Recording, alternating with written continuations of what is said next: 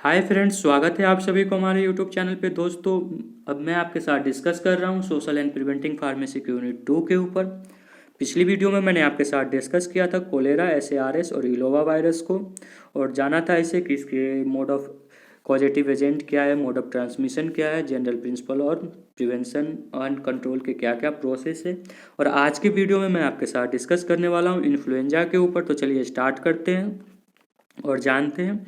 Friends, influenza एक infection है ठीक ना, जो इन्फेक्शन डिजीज है जो कि कॉज होती है RNA वायरस के कारण, जो कि RNA जो वायरस है वो बिलोंग्स करती है ऑर्थोमाई जो वीराइडिया फैमिली से बिलोंग्स करती है।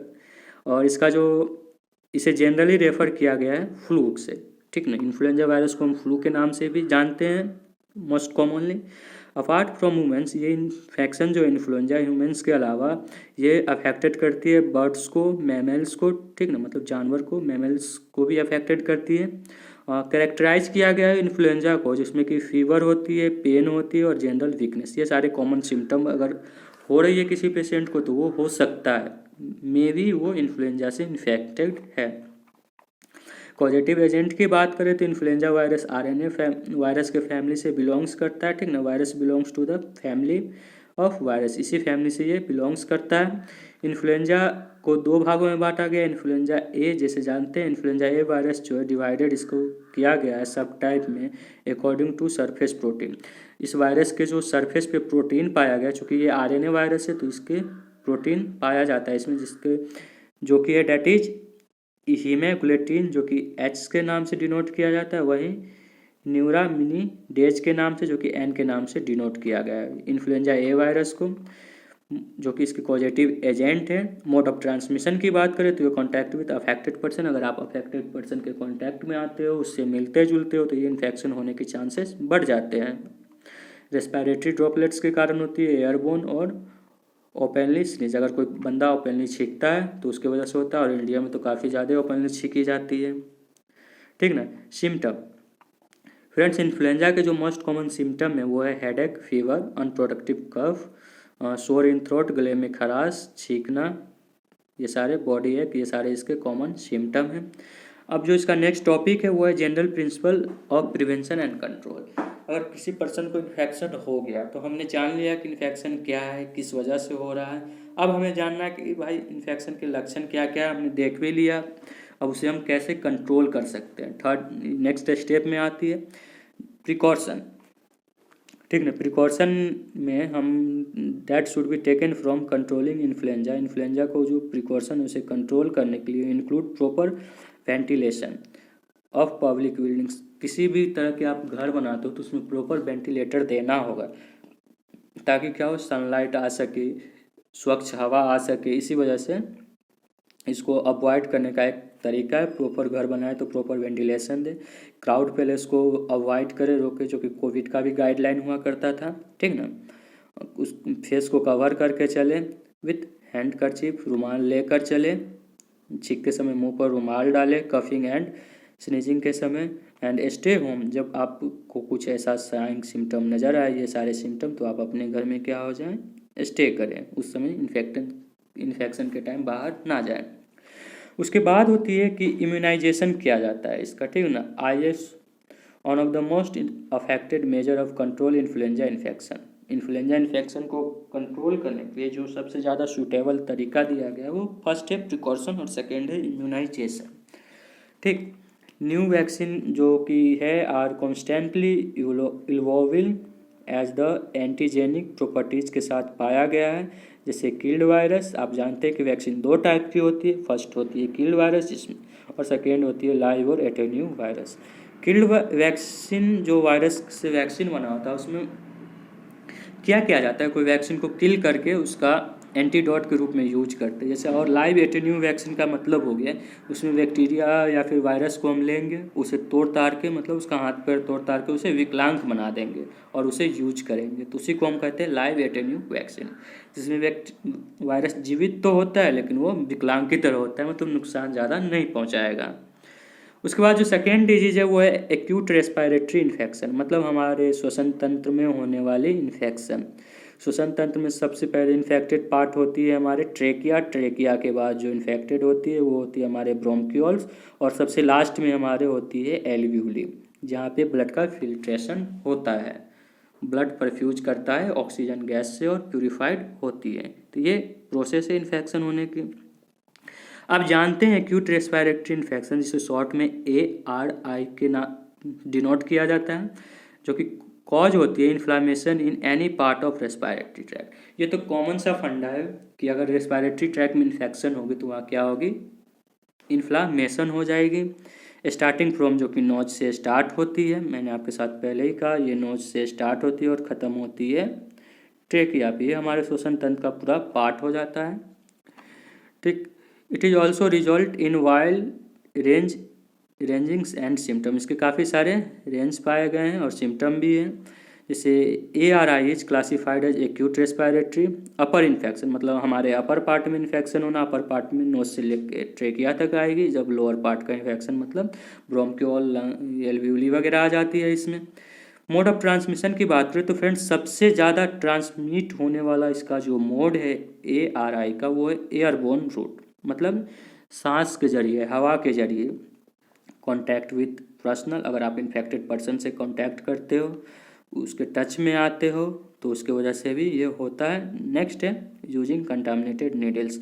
अगर किसी हॉस्पिटल में या फिर किसी भी मेडिकल ट्रीटमेंट के जरिए अगर कंटामिनेटेड नीडल का यूज किया गया है तो उसमें भी आप इन्फेक्टेड हो सकते हो। सिम्टम, तो सिम्टम है इसका रनिंग नोज, नाकों से बरसात होना नेक्स्ट आती है शोर थ्रोट, गले में खराश होना, डिफ़िकल्ट इन ब्रीदिंग। ये कॉमन सा फंडा है, जब रनिंग नोज होगी, गले में खराश होगी तो हमें सांस लेने में दिक्कत होगी ही। फीवर आती है, कानों में भी प्रॉब्लम कॉज कर जाती है, क्योंकि ये जो हमारे ईयर है और नोज है, ये दोनों का आपस में मिलना जुलना होता है। इन चिल्ड्रेन, बच्चों की बात करें तो ये इन्फेक्शन कैरेक्टराइज हो जाती है कॉल्ड और कॉफ से। बच्चों में ये कॉल्ड और कॉफ से कैरेक्टराइज की जाती है, लेकिन कुछ चिल्ड्रेन में ये निमोनिया के कारण भी होती है। तो जब सीवियर हो जाती है ना ये कंडीशन, एक्यूट रेस्पिरेटरी इन्फेक्शन, तो वही निमोनिया कॉज करती है। जनरल प्रिंसिपल और प्रिवेंशन की बात करें तो इसके प्रिवेंट करने की कुछ वजह है, जैसे कि डेवलपिंग कंट्री में, जो कंट्री अभी डेवलपिंग मतलब डेवलप कर रहा है प्रोसेस में, जैसे कि इंडिया को आप ले सकते हैं अपना देश है ये, तो ये भी अभी क्या है, डेवलपिंग कंट्री में है। यहाँ पे इम्प्रूव लिविंग कंडीशन, यहाँ पे क्या करना होता है, सबसे पहले हमारे level of standard, level of living को इम्प्रूव करना चाहिए। बेटर न्यूट्रिशन देना चाहिए, जो कि अभी बहुत सारे ऐसे कंपनी हैं जो कि बेटर न्यूट्रिशन प्रोवाइड करने का दावा करती है, जैसे हर्बल लाइफ हो गई, वेस्टीज हो गई, और भी ऐसे बहुत सारे कंपनी है जैसे हिमालय। ये सब का न्यूट्रिशन का एडवर्टाइजमेंट तो आपने देखा ही होगा, बेटर न्यूट्रिशन प्रोवाइड करती है, 100% नेचुरल होने का ये सारी कंपनियां दावा करती है। वहीं रिड्यूस इंडोर स्मोक, इंडोर आप स्मोकिंग ना करें, पॉपुलेशन में ना करें। Better maternal and child health, माँ और बच्चों का जो हेल्थ केयर प्रोसेस है उसे बेहतर रखें। केयर मिनिमाइज मोर्टेलिटी, जब आप इन्फेक्टेड हो तो अपने मतलब घूमना फिरना थोड़ा कम करो। मोर्टेलिटी और मॉर्बिडिटी को भी कम करना चाहिए ARI में। तो ये सारे इसके कंट्रोल करने के प्रोसेस है। नेक्स्ट स्टेप में आ जाता है भाई इम्यूनाइजेशन करने। तो इम्यूनाइजेशन कैसे करेंगे, तो मेसल्स वैक्सीन आती है, HUV वैक्सीन से, वैक्सीन का नाम दे रखा है PVP23 PCV, ये सारे वैक्सीन है। तो ये सारे कंट्रोल करने की और प्रिवेंशन के प्रोसेस हो गई ARI की। नेक्स्ट है मलेरिया। फ्रेंड्स, मलेरिया आपने सुना ही होगा कि अभी तो इसका कुछ बहुत ही ज़्यादा कम हो गया है, चूँकि गवर्नमेंट ने बहुत सारे इसके रोकथाम करने के प्रोसेस चलाए, कैंपेनिंग की, इसकी वजह से कम हो गया। नहीं तो आने पिछले कई वर्षों में मलेरिया ने भी अपने जलवे बिखेरे थे, जैसे अभी कोरोना बिखेर रहा है। तो चलिए जानते हैं मलेरिया को। बात करें मलेरिया की तो ये लाइफ थ्रेटनिंग डिजीज है, ठीक ना। ट्रांसमिट होती है मच्छर बाबू के काटने से, और वो जो बाबू है मच्छर वो है फीमेल एनाफोलेस मॉस्क्यूटो, इसी की वजह से कॉज होती है मलेरिया। और ये मलेरिया जो होती है कैरिंग द प्लाज्मोडियम पैरासाइट के कैरी करने की वजह से होती है कि इन्फेक्टेड पर्सन से लेकर एक हेल्दी पर्सन में मच्छर क्या करता है, डाल देता है, उसी के बाइट करता है, उसी के दौरान ये होती है। The infected mosquito release the parasite in the body by biting the individuals, ठीक ना। कॉजेटिव एजेंट की बात करें तो यही मलेरिया के बहुत सारे टाइप्स होते हैं। चलिए देखते हैं कॉजेटिव एजेंट ऑफ मलेरिया, जो कि प्रोटोजोआ पैरासाइट होती है, जीनस मस से बिलोंग्स करती है, प्लाज्मोडियम फैमिली से ये सारे क्या करेंगे, बिलोंग्स करेंगे। सभी एक ही ब्यादर के होते हैं, एक ही ब्यादरी के। स्पीसीज जैसे Plasmodium responsible for malaria in human, इंसानों के लिए ये ब्यादरी काफ़ी ज़्यादा नुकसानदायक है। Female Anopheles mosquito act as vector of for human beings के लिए ये फीमेल एनोफेलस वेक्टर्स के जरिए, वेक्टर के थ्रू काम करती है। बात करें तो इसके प्रजाति में कुछ ऐसे बाबू साहब लोग हैं जैसे प्लाज्मोडियम फैल्सीपुरम, प्लाज्मोडियम वीवार, कॉजिंग अबाउट 80% मलेरिया, यही दोनों भाई साहब कॉज करते हैं मिलके दोनों, और इसे रिकॉग्नाइज किया गया है अप्रोक्सीमेटली 90% ऑफ डेथ के कारण भी बन जाते हैं यही दोनों, ठीक ना। और भी बहुत सारे स्पीसीज के कारण होते हैं जैसे प्लाज्मोडियम ओवेली, प्लाज्मोडियम मलेरिया, ये सारे इसके फैमिली के छोटे मोटे सदस्य हैं, लेकिन बड़े बाबू लोग यही दोनों हैं जो कि 80% कॉज करते हैं, और 90% जो डेथ होता है उसका रीजन्स भी यही दोनों होते हैं, जीनस यही दोनों इंडिविजुअल होते हैं।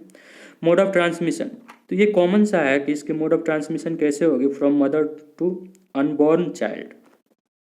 अगर कोई मदर प्रेग्नेंट है, उसे मलेरिया हुआ तो हो सकता है उसके चाइल्ड में भी ये आ सकती है। थ्रू ब्लड ट्रांसफ्यूजन, अगर आप अफेक्टेड पर्सन का ब्लड यूज करते हो, उसके वजह से अनअफेक्टेड हेल्दी पर्सन भी क्या हो सकती है, में मलेरिया आ सकती है। शेयरिंग नीडल का यूज करना।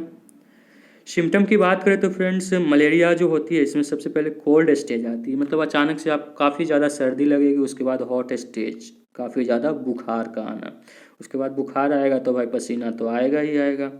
अब बात करेंगे हम इसके principle of prevention and control की, तो इस सबसे पहले तो इसके वेक्टर को कंट्रोल करना होता है एंड पैरासाइट स्पीसीज को प्रिवेलेंस करना होता है। Susceptible response of the vector to the control measure of in operation, ये जो जहाँ पे आपको शक हो उसे आप कंट्रोल करें। उसके बाद हम ड्रग पॉलिसी लगाएंगे, मतलब एंटी मलेरियल ड्रग्स का यूज करेंगे, पेशेंट को प्रॉपर ट्रीटमेंट प्रोवाइड कराएंगे, न्यूट्रिशन प्रोवाइड कराएंगे, ठीक ना। सस्पेक्टिबल ऑफ पैरासाइट टू ड्रग्स, कोई अगर मान लीजिए किस पैरासाइट की वजह से हो रहा है तो उस पैरासाइट के लिए उसका हम एंटीडॉट के रूप में कुछ इंडिविजुअल ड्रग्स का यूज करेंगे। बजटरी प्रोविज़न, ये सारी इसके प्रिवेंशन में आती है। प्रिकॉशन ऑफ होस्ट से भी प्रिकॉशन करने के लिए हमें एंटी मलेरियल वैक्सीन लेना होता है और एंटी मलेरियल ड्रग्स का यूज करना होता है। तो फ्रेंड्स आज की वीडियो में इतना ही। कमेंट करके ज़रूर बताएं कि आपको ये वीडियो कैसी लगी, और अच्छी लगी हो तो अपने दोस्तों के साथ भी शेयर करें और हमारे चैनल को भी सब्सक्राइब करें। Thanks for watching my video. Thank you.